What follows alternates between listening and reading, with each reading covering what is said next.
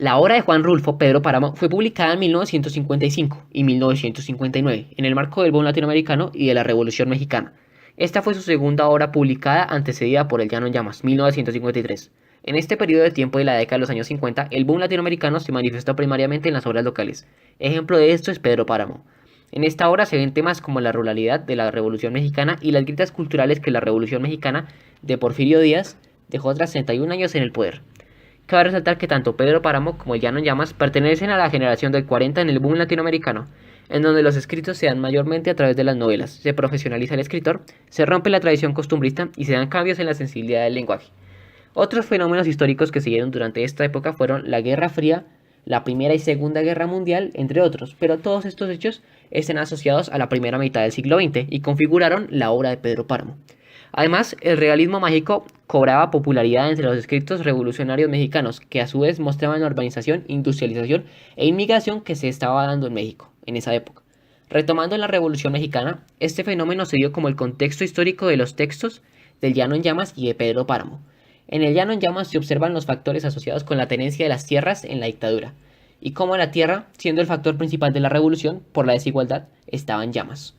Esto anteriormente mencionado es una especie de alegoría a cómo la dictadura ha destrozado las tierras culturales mexicanas, como la inca y la azteca, y cómo la dictadura ha fallado en la repartición de tierras. En cuanto a Pedro Páramo, las guerras cristeras y la revolución mexicana se manifiestan en la obra, ya que los habitantes de Comala, el pueblo de Pedro Páramo, vivían en un estado de lucha constante por existir. Además, Pedro Páramo es la representación del Estado mexicano y su autoritarismo, mientras que el padre Rentería era la iglesia, desligada del Estado. Juan Rulfo pertenece a la primera generación del boom latinoamericano, en la década de 1940.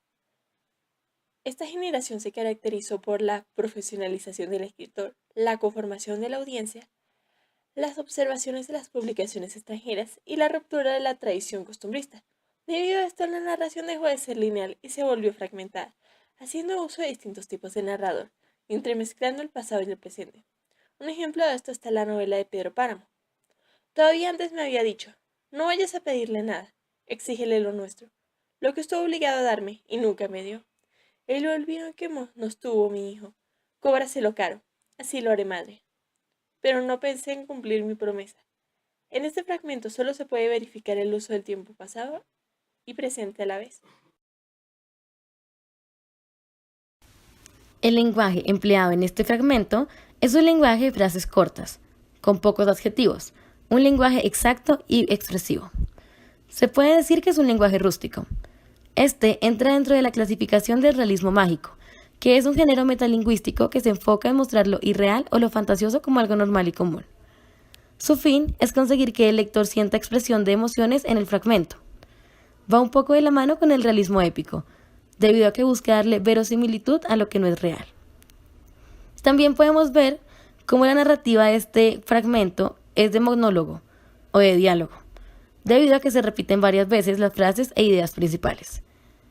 El tiempo es circular, ya que, como lo mencioné anteriormente, no hay una alusión especial al pasado, pero tampoco al futuro. Lo que ya sucedió es lo que está sucediendo, y por lo tanto se asume que las acciones venideras serán iguales.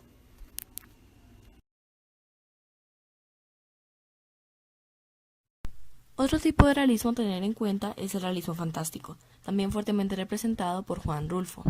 Además de los elementos antes mencionados que comparte en su mayoría con el realismo mágico, cabe notar como elemento recurrente aquel conformado por el misterio y la incertidumbre, generando en el lector sensaciones de extrañamiento y angustia.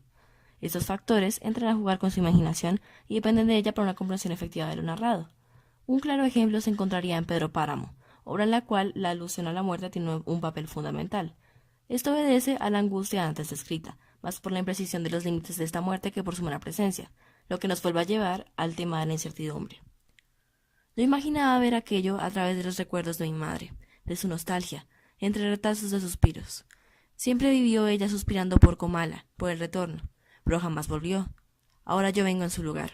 Traigo los ojos con que ella miró estas cosas, porque me dio sus ojos para ver.